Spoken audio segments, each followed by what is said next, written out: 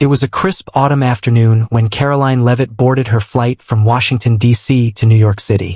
The busy political world had been weighing heavily on her.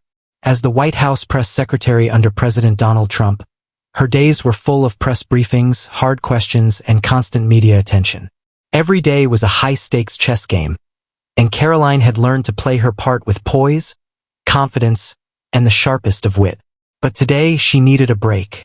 After an intense week of negotiations and media appearances, Karoline had decided to take a few hours off. A quick flight to New York City would allow her a moment to breathe, to step away from the pressure, and to be just another traveler in a busy airport.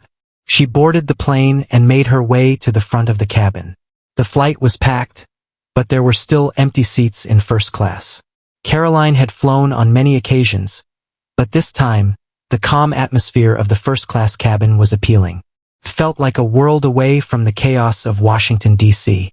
It was a rare chance to experience the luxury and comfort that came with being at the top of the corporate ladder. Karoline, known for her impeccable sense of style, was dressed in a tailored black blazer and crisp white blouse. Her blonde hair was pulled back into a neat ponytail, giving her a sophisticated yet approachable look. She didn't want to attract too much attention. A private moment was exactly what she needed. She wanted to slip into her seat quietly, get lost in a good book, and just relax. As she approached her seat, an air hostess, a tall woman with dark brown hair tied into a tight bun, greeted her with a professional smile. The hostess looked at Karoline, a brief recognition flashing across her face. She knew who Karoline was. Who didn't? But she was also trained to treat everyone equally, regardless of status. "Good afternoon, ma'am. Welcome aboard. Are you all set for takeoff?" the hostess asked, her tone polite but firm. Karoline smiled in return, nodding slightly. "Yes, thank you. Just ready to settle in for a quick flight." The hostess handed Karoline the seatbelt and motioned toward the luxurious first-class seat. But as Karoline settled into her seat and began to make herself comfortable, something unexpected happened. A brief moment of tension rippled through the air. Karoline leaned back in her seat, feeling the plush leather mold to her body as she exhaled a sigh of relief. The gentle hum of the airplane's engines had already begun to soothe her frazzled mind. She reached for the magazine in the seat pocket in front of her and flicked through the pages absent-mindedly, not really reading, just letting her thoughts drift. But just as she was about to slip into her moment of calm, she felt the distinct tap of fingers on her shoulder. "Excuse me, ma'am," a voice said, the words sharp and cold, clearly not matching the warm tone of the earlier greeting. Karoline turned her head slowly to find the air hostess standing beside her, her arms crossed firmly over her chest. "Yes?" Karoline asked, her voice polite but now laced with a hint of confusion. There was something off about the air hostess's expression. It was as though the calm professionalism had suddenly slipped into something more judgmental. "I'm afraid you'll need to move to a different seat," the air hostess continued, her tone unwavering. "This is a full flight, and your seat is designated for someone else." Karoline's eyes narrowed, her brow furrowing in disbelief. "I'm sorry, but I'm in first class," she said, straightening up in her seat. "I've been assigned this seat, and it's my flight." The air hostess didn't back down, her gaze never wavering. "I understand, but this seat was actually reserved for someone else. You'll have to move." Karoline's initial confusion quickly turned to frustration. She had never been treated this way before. As a political figure who had made countless appearances at public events, dealt with the press, and negotiated with foreign dignitaries, she had grown accustomed to navigating all sorts of social and professional situations. But this felt like a direct challenge. Her authority, her status, it didn't matter in that moment. She had been singled out for something she couldn't quite understand. "I'm not sure what you're implying here, but I'm not going anywhere," Karoline said, now with a firmness that matched the air hostess's own. The air hostess's expression remained unmoved, almost mechanical. "I'm sorry, ma'am. If you don't move, I'll have to escalate this issue to the captain. You cannot occupy this seat." There was a palpable pause in the air as Karoline processed what was happening. This wasn't just a simple mistake, nor was it a misunderstanding. This was deliberate. Her hand moved instinctively toward the seatbelt, unbuckling it with a snap as she stood up, glaring at the air hostess. "Fine," Karoline muttered under her breath. "Let's see what the captain has to say about this." But before she could make a move toward the aisle, the air hostess interrupted again. "Ma'am, I don't want to escalate this, but I must insist. Please follow me to the back of the plane." Karoline stood in stunned silence for a moment. The words "follow me" felt like an insult, especially when they came from someone who was clearly attempting to embarrass her in front of the other passengers. She looked around, hoping to catch someone's eye, to find an ally, but all she saw were blank stares, unwilling to intervene. Karoline's heart pounded in her chest as she slowly moved toward the aisle, her mind racing. She could feel the eyes of the other passengers on her, some curious, some judgmental, and some utterly indifferent. It was a feeling she was not used to. As a prominent figure in Washington, Karoline had grown accustomed to attention, but this was different. This wasn't the attention of admiration or respect. This was the attention of someone who had just been humiliated.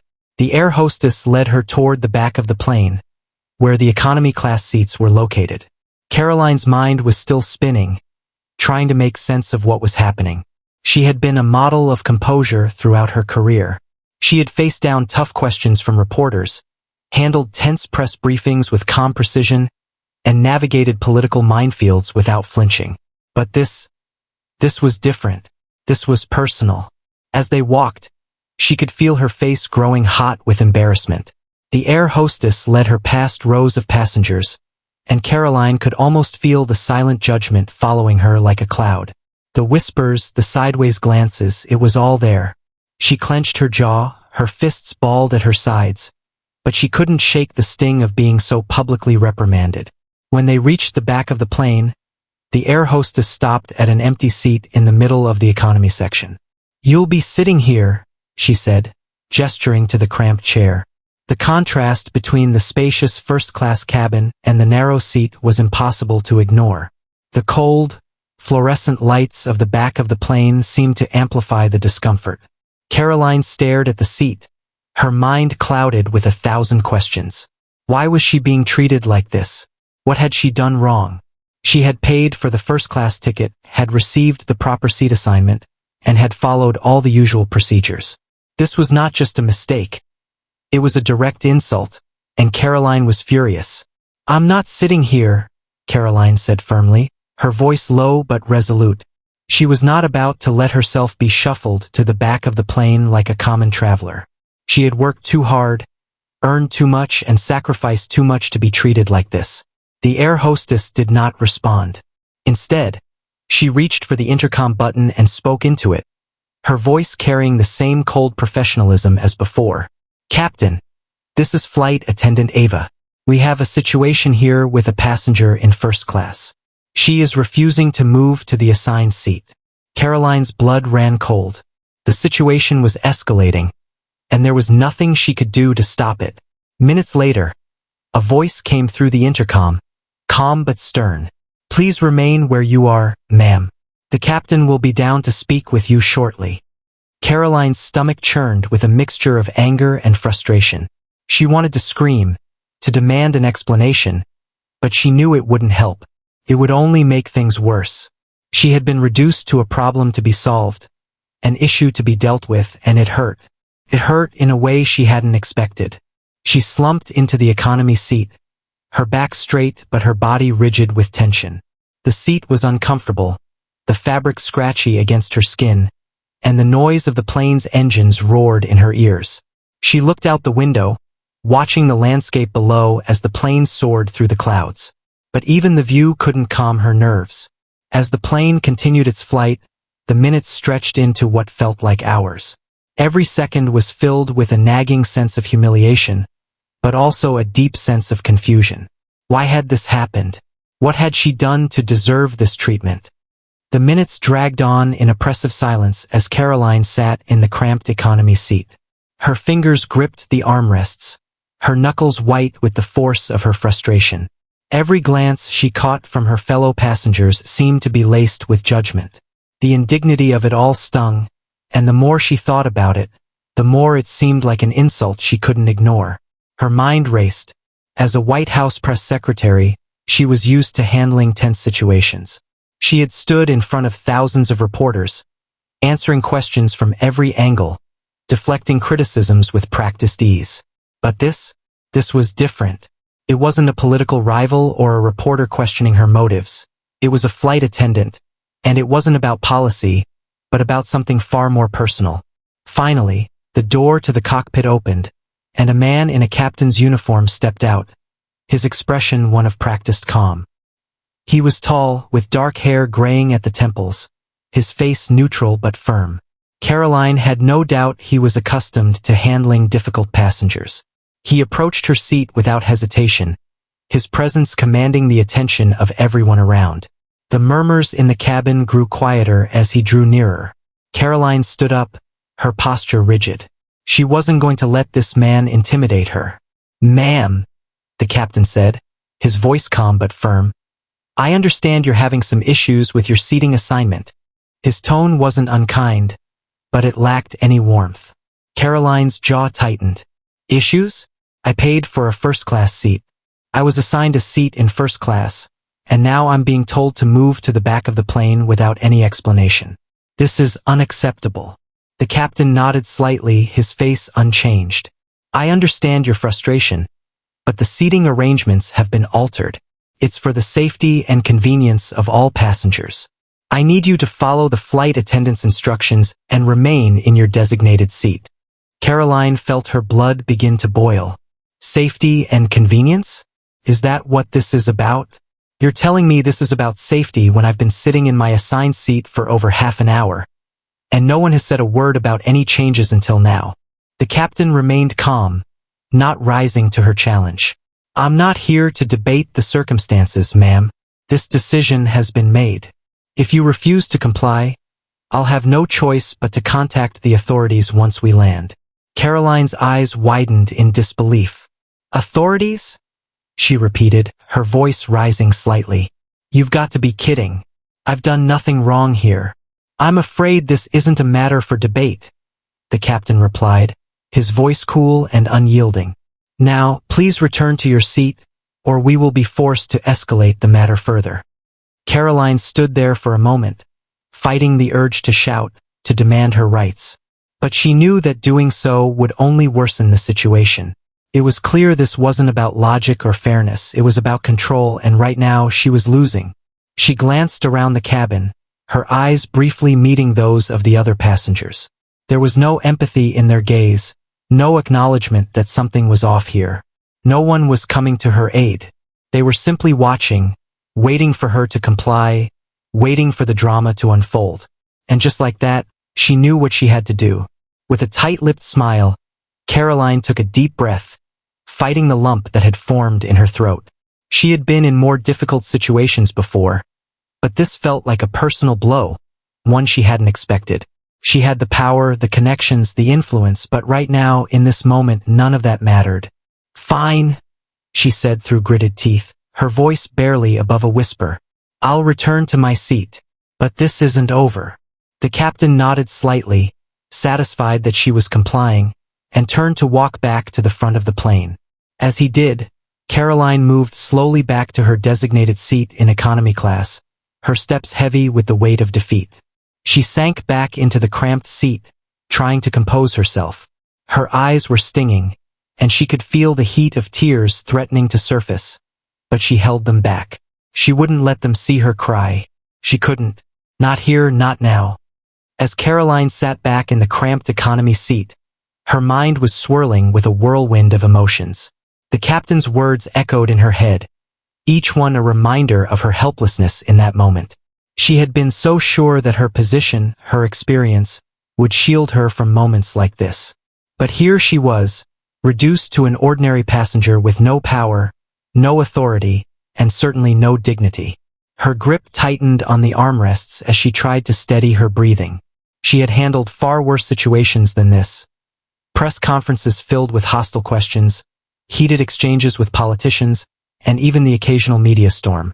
But this felt different. This wasn't about the weight of political consequences or the pressure of a public office. This was personal.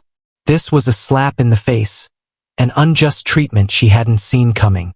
As the plane continued its journey through the skies, Karoline's mind began to wander. She thought back to her days before joining the Trump administration, before becoming the White House press secretary. She had worked in various capacities, each role shaping her into the person she was today. She had always been ambitious, determined to make a mark in the political world.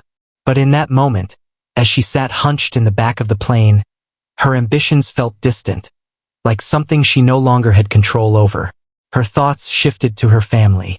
She thought of her parents, who had always encouraged her to stand up for what was right, to fight for her place in the world. They had instilled in her a sense of resilience, a belief that no matter the circumstances, she could overcome anything.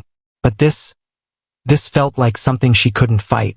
It wasn't about making speeches or engaging in debates. It was about the small, cruel acts that reminded her of her place in the world. The tears that had threatened to fall earlier now burned at the corners of her eyes. She blinked them away quickly, unwilling to let anyone see her vulnerability. She could hear the murmurs of passengers around her, some of them likely gossiping about what had just transpired. There was no escaping it. She was a public figure, and every moment of her life was scrutinized by others. But for once, she wished she could be invisible. Karoline looked out the small window beside her, the clouds beneath the plane a soft white blanket against the vast blue sky. The view should have been calming, but instead, it only reminded her of how out of place she felt. There was a time when she had seen herself as above the petty struggles of ordinary people, when she had believed that her success and status would shield her from life's injustices. But now, in this tiny seat at the back of the plane, she realized just how wrong she had been. She had always prided herself on her ability to keep calm under pressure, to handle the chaos of her job with grace. But now, it was as if the weight of the world was crushing her from all sides. The humiliation she had felt earlier still lingered, like a heavy stone in her chest. As the flight continued, Karoline felt a growing sense of isolation. She was alone in her thoughts, disconnected from the world around her. No one here knew who she was. No one understood the years of hard work, the sacrifices, the late nights spent crafting speeches and press briefings. To them, she was just another person, a face in a crowd. And right now, in this moment, that felt like the cruelest truth of all. The hours on the plane passed slowly, each minute stretching into an eternity. Karoline's mind continued to race, but there was no escaping the oppressive weight of the situation. She couldn't stop replaying the events in her head, trying to figure out where things had gone wrong. The humiliation, the confusion, it all felt surreal. But then, as if the universe was giving her a sign, something unexpected happened. As she sat in her seat, staring out the window and trying to hold back the tears that still stung her eyes, she felt a tap on her shoulder. Karoline turned around, surprised to see a woman standing there. She was in her mid-30s, dressed in a smart business suit, her face kind but tinged with sympathy. "Excuse me, ma'am," the woman said, her voice soft but confident. "Are you okay?" Karoline blinked, unsure at first how to respond. She wasn't used to strangers speaking to her, especially under these circumstances. But there was something in the woman's expression, genuine concern, that caught her off guard. She nodded slowly, forcing a small smile. "I'm fine," Karoline lied, her voice not quite steady. The woman didn't seem convinced. "You don't seem fine," she said gently, sitting down in the empty seat beside Karoline. "I saw what happened, and I just wanted to make sure you're okay." "That wasn't right." Karoline's eyebrows furrowed in surprise. "You saw that?" she asked, her voice tinged with disbelief. The woman nodded, her expression warm but filled with quiet understanding. "Yes, I saw everything, and I don't think it was fair. No one should be treated like that regardless of who they are. That kind of behavior is uncalled for." For a moment, Karoline didn't know what to say. It was rare for someone, especially a stranger, to show her such kindness. She had spent so much of her life surrounded by people who wanted something from her or had their own agendas. But this woman, someone she had never met before, was offering her something that felt more valuable than any favor, empathy. "Thank you," Karoline said quietly, her voice barely a whisper. "I don't know what to make of all this. It's so strange." The woman gave her a reassuring smile. "I can't imagine what you're going through right now, but I think sometimes people forget that those in positions of power are still human. You don't deserve to be treated like that." Karoline nodded, feeling a lump form in her throat. The woman's words were like a bomb on the raw wound inside her. She hadn't realized how much she needed to hear something like that until now. It wasn't about the status or the title, it was about being seen, being recognized as a person, not just a role. "I've been in difficult situations too," the woman continued, "and I've seen people use their power to belittle others. But don't let this define you. You are so much more than this moment." Karoline felt a swell of gratitude for the woman sitting next to her. She was so used to being in the spotlight, to being the one who was expected to be strong, to lead, to make decisions. But now, in this vulnerable moment, she was reminded of how important it was to have people who could remind you of your worth outside of your title or accomplishments. "Thank you," Karoline repeated, her voice thick with emotion. "I don't know your name, but I really appreciate this. More than you know." The woman smiled again. "My name is Emily, and you don't have to thank me. It's just the right thing to do." As they sat there, side by side, the world outside the plane seemed to quieten for a moment. Karoline realized something she hadn't expected. This moment of kindness, this small act of solidarity, had been more healing than anything she could have imagined. It wasn't going to change the fact that she had been humiliated. It wasn't going to undo the sting of being treated as though she didn't matter. But it was a reminder that, even in the face of adversity, there was still humanity. There were still people who cared. The flight continued, and as time passed, Karoline felt the tension in her shoulders begin to ease. She and Emily spoke briefly about their respective lives, about the nature of their work, and the struggles they both faced. There was a comfort in this shared connection, in knowing that someone, even a stranger, understood the weight of the world. As the plane began its descent, Karoline felt a surprising sense of calm wash over her. The tears that had threatened to spill earlier had subsided, replaced by a quiet strength that had been restored, even if only in small measure. She wasn't sure what awaited her when the plane landed, or how the rest of the journey would unfold. But for the first time since the incident began, Karoline felt like she wasn't alone in this. As the plane began its descent, Karoline stared out the window, the horizon slowly drawing nearer. Her conversation with Emily had provided a small moment of solace, but as the plane touched down on the tarmac, reality began to settle back in. The turbulence of the past few hours had shaken her confidence, and now, as the plane taxied toward the gate, she couldn't help but wonder what awaited her on the other side. She had been preparing herself for the inevitable confrontation with the airline authorities upon landing. She wasn't sure what to expect, but she knew it wouldn't be easy. The incident would likely be reported, and the media would get hold of it, twisting the narrative as they always did. What started as a minor dispute about seating would soon become the story of the day, and Karoline would be at the center of it all. Her mind was racing again, but she forced herself to take a deep breath and try to calm her nerves. She had been through far worse. This was nothing compared to the pressure of her day-to-day job as White House press secretary. But still, the thought of facing the public scrutiny, especially after the humiliation she had endured, made her stomach churn. As the plane came to a stop at the gate, the usual sounds of passengers beginning to gather their belongings filled the cabin. Karoline remained seated for a few moments longer, her thoughts still clouded. She wasn't sure if she was ready to face the outside world yet, but she knew it was inevitable. Emily, who had sat beside her during the last stretch of the flight, turned toward her with a small, reassuring smile. "I'm sure things will be okay," she said, her tone as gentle as it had been before. "Just remember, you've got people who understand." Karoline gave her a weak smile in return. "Thanks, Emily. You really don't know how much this means to me." The passengers began to exit the plane, and Karoline stood up, adjusting her jacket and gathering her things. She walked slowly down the aisle, her steps measured as if she were walking through a storm. Her mind was focused on one thing: getting out of the airport as quickly as possible. She wasn't in the mood for any additional confrontation, especially not with the press. But as she reached the jet bridge and stepped into the terminal, her plans were interrupted.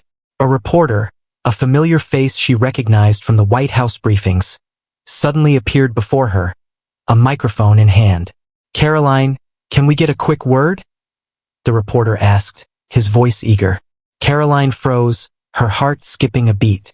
She had hoped to avoid the press for the time being, but now that she was face to face with one of them, she realized there was no escape. Sure," she said, trying to sound composed. She didn't want to make things worse by appearing flustered, but she could feel her pulse quicken. This wasn't how she imagined her arrival at the airport would go. The reporter's camera crew quickly set up as Karoline stood there, trying to keep her emotions in check. She knew what was coming, the inevitable question about the incident on the plane. The story had already likely spread, and now it was time for her to address it. The reporter took a step closer. "Karoline, there have been reports that you were removed from your first-class seat by a flight attendant and moved to economy class. Can you confirm what happened?" Karoline felt a knot form in her stomach. She had expected this, but hearing it out loud was a different experience altogether. The spotlight was on her once again, and she had to navigate this with care. "Look," Karoline began, taking a deep breath to steady herself. "I don't want to get into the specifics of what happened, but I was treated unfairly. I paid for a first-class seat, and for whatever reason, I was asked to move to the back of the plane. I didn't deserve that, and I think it was handled poorly." The reporter nodded, sensing the tension in her voice. "But what do you think about the way the flight attendant handled the situation? Do you believe it was a misunderstanding, or was it an intentional act of discrimination?" Karoline paused. She knew the reporter was trying to provoke a stronger reaction, trying to get her to say something controversial. She could feel the weight of the question, and for a moment, she hesitated. The words she said next would be scrutinized by millions, twisted and turned by every news outlet. She had to be careful. "I'm not going to make any assumptions about anyone's intentions," Karoline replied carefully.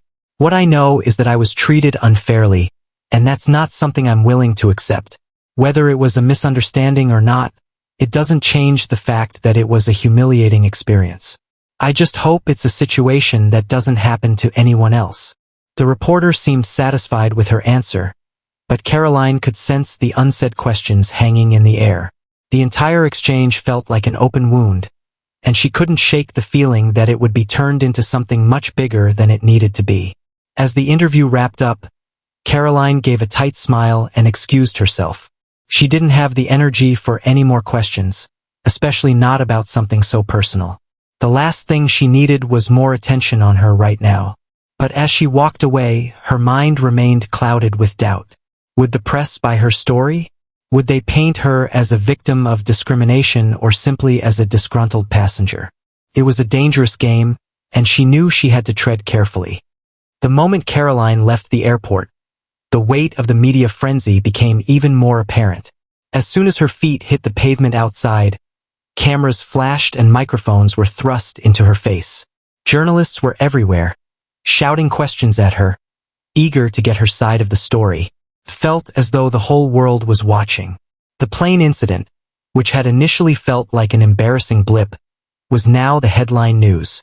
Television networks had picked up the story, and social media was ablaze with speculation and memes. The hashtags #Karoline Leavitt and #airline scandal were trending, with people all over the country debating what had really happened. Karoline had always been in the public eye, but this was different. This wasn't a press briefing where she could control the narrative. This was real life, where her every move was scrutinized. She had barely stepped off the plane, and yet the incident had already spiraled out of her control. "Karoline, were you asked to move from first class because of your position?" a reporter shouted. "Do you think this is part of a larger pattern of discrimination in the airline industry?" another asked.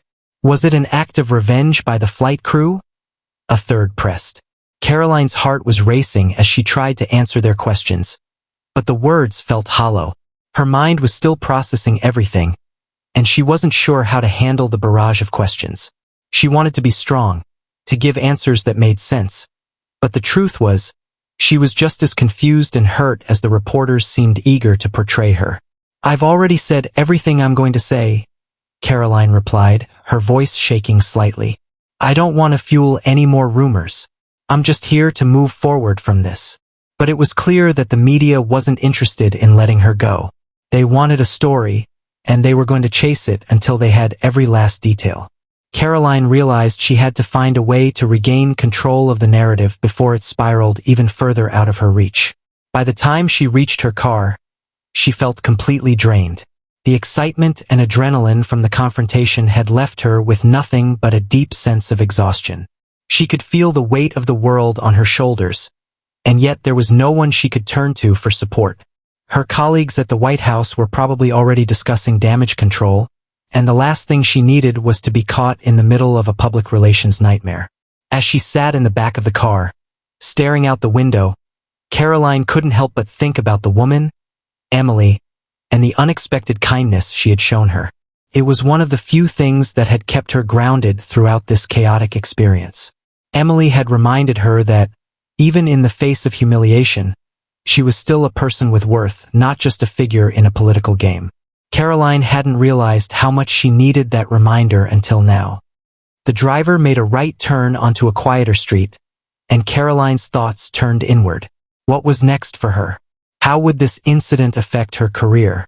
The White House press secretary's role was demanding under the best of circumstances, and now, with this incident looming over her, she wasn't sure how much longer she could keep it together. But one thing was certain.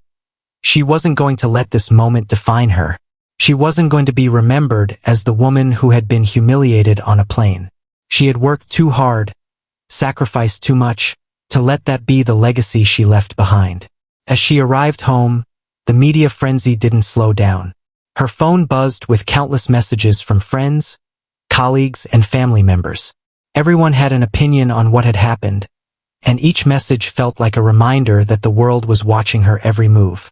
She briefly considered staying offline for a while, cutting herself off from the chaos. But that would mean giving up. She couldn't do that. Karoline Leavitt wasn't one to back down, especially not from something like this. She had faced bigger challenges in her career, and she could handle this too. She wasn't just going to sit back and let the media paint her as a victim. She would take control of her story in her own way on her own terms.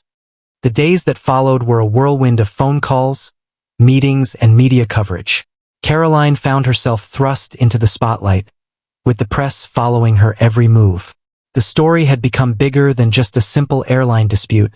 It was now being framed as a symbol of power dynamics and privilege, a political spectacle. Her phone rang non-stop, and her inbox was flooded with messages from both supporters and critics. People had opinions, and they weren't shy about sharing them. Some praised her for standing up for herself, while others accused her of using her position for personal gain. It seemed as though there was no middle ground. The public's perception of her was rapidly solidifying, and Karoline knew she had to act quickly if she wanted to regain control.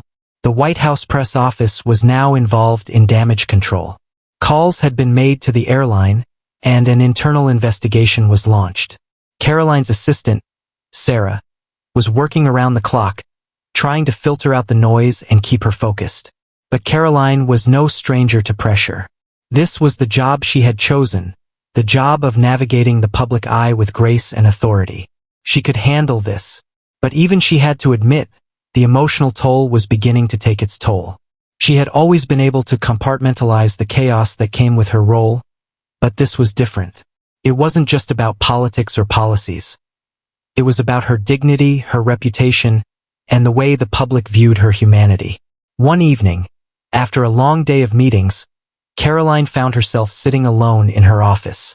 The White House had cleared out for the night, and the silence was deafening. She stared at the blank computer screen in front of her, the cursor blinking, waiting for her to type something, anything. But her mind was clouded. She had to respond to the media, to make a statement that would put this all to rest. But what could she say? She wasn't sure what the truth even was anymore. Had the flight attendant really overreacted? Or had she misread the situation? Was it a misunderstanding? Or was there something more insidious at play? Karoline's thoughts drifted back to the encounter with Emily, the kind woman who had shared a moment of kindness with her on the plane. Emily's words still resonated deeply with Karoline. "You are so much more than this moment." It was a sentiment she needed to remind herself of. She picked up her phone and called Sarah. "Sarah, I need your help. I've been thinking about this all wrong," Karoline said, her voice tired but determined. "I've been focused on defending myself, on clearing my name. But that's not the point. This isn't about me. It's about how people treat each other." Sarah was silent on the other end of the line for a moment. "I'm listening," she said cautiously. "I want to make a statement, not just for the press, but for anyone who feels like they've been mistreated. I'm tired of letting the media control the narrative. It's time to take back control and show people that it's not about the title or the position. It's about respect." Sarah's voice softened. "I think that's a powerful message, Karoline." Karoline smiled faintly. It felt good to have someone on her side, someone who understood the weight of the situation. "I don't want to be defined by this moment," she continued, "but I also want to stand for something bigger than myself. I want to remind people that no matter what your job is, or who you are, you deserve to be treated with dignity." With that, Karoline made the decision to craft a message that would do just that. She would take the spotlight, but not for the reasons the media expected. She would turn the narrative into one of empowerment, of showing resilience in the face of adversity. That evening, as she sat at her desk, Karoline typed out her statement carefully. It wasn't a denial of what had happened. It wasn't a justification of her actions. It was a declaration of her values, her belief in fairness and respect. When she was done, she called Sarah and asked her to draft an official press release. The next morning, as the media continued to buzz about the incident, Karoline's message was sent out to the world. "The events of the past few days have been difficult for me to process, but they have also given me an important opportunity to reflect. I am grateful for the support I've received, but I also want to acknowledge that this incident is not just about one person. It's about how we treat each other in moments of vulnerability. I understand that as a public figure, I am held to a higher standard, and I do not take that responsibility lightly. But I also believe that we must never lose sight of the fundamental value of respect for others, no matter their station in life. I do not seek to turn this moment into a political spectacle, but I do want to use it as a reminder that we must be kind and considerate to those around us. We are all human, and we all deserve dignity and respect. It is my hope that we can use this experience as an opportunity to grow together and learn to be more compassionate in the way we treat others." Karoline paused after sending the release, her heart pounding. It wasn't the boldest statement she had ever made, but it was the most personal. It felt like the right thing to do, the only thing she could do in this situation. The press release was out, but the waves of public scrutiny were far from over. Karoline knew that the media would dissect every word she had written, scrutinizing her tone, her choice of words, and her intentions.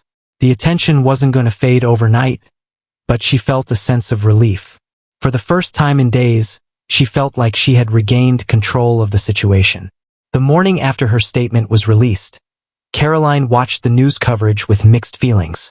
The anchors were discussing her press release, trying to analyze its impact. Some were critical, saying that it lacked the fire they had expected from her. Others applauded her for taking the high road and addressing the issue with grace. There was even a segment on the morning talk shows where celebrities weighed in, offering their own thoughts on the incident. Some had been critical of the way she had been treated, while others believed she had overblown the situation. The debate raged on, but Karoline couldn't help but feel like a small part of the storm had calmed down. The day was filled with briefings, meetings, and phone calls. But through it all, Karoline couldn't stop thinking about the bigger picture. The past few days had been a reminder of how fragile public perception could be. One misstep, one unfortunate incident, and suddenly your entire career could be at risk. But she had survived it, and not only survived, but emerged with a message that had resonated with many.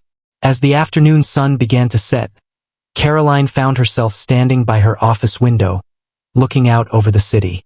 The White House, bathed in the warm glow of the evening light, seemed to stand strong and unwavering. It was a symbol of power, yes, but it was also a symbol of resilience, of overcoming challenges and rising above them. She thought back to her conversation with Sarah, when she had decided to take a different approach, to shift the narrative. It hadn't been easy, but it had felt right. Karoline realized that, in some ways, this experience had changed her. It had made her more introspective, more aware of the way her actions and words could impact others. Karoline's phone buzzed, pulling her out of her thoughts. It was a message from Emily, the woman she had met on the flight. "Hey Karoline, just wanted to check in and see how you're doing. I know the media is still all over this, but I just want you to remember, you handled yourself with so much grace. Keep your head up. You've got this." Karoline smiled softly as she read the message. It was exactly the kind of support she needed. For all the noise and chaos swirling around her, it was moments like this that reminded her of the human side of the story. Emily's kindness had been a small but significant beacon in the midst of everything. She quickly typed a reply. "Thank you, Emily. Your words mean more than you know. It's been tough, but I'm doing my best to stay grounded. I really appreciate you reaching out. It's not every day you meet someone who reminds you what truly matters." After sending the message, Karoline took a deep breath and turned her attention back to the reports on her desk. The world had shifted in the past few days, but she wasn't going to let it knock her off course. She was stronger than that. In the coming days, Karoline would face more questions, more scrutiny, and more challenges. But she would face them head-on, with the same resilience that had carried her through the highs and lows of her career. The world might try to define her by one incident, but she knew that she was much more than that. She was not just the woman who had been kicked out of first class on a plane. She was the woman who had stood tall, made her voice heard, and reminded others of the importance of respect and dignity. As Karoline prepared for the next day's briefing, she knew that her journey wasn't over. The public might have moved on to the next story, but for her, this had been a defining moment, one that had tested her resolve and her values. And through it all, she had learned something important. No matter how turbulent the flight, it was how you handled the landing that truly mattered.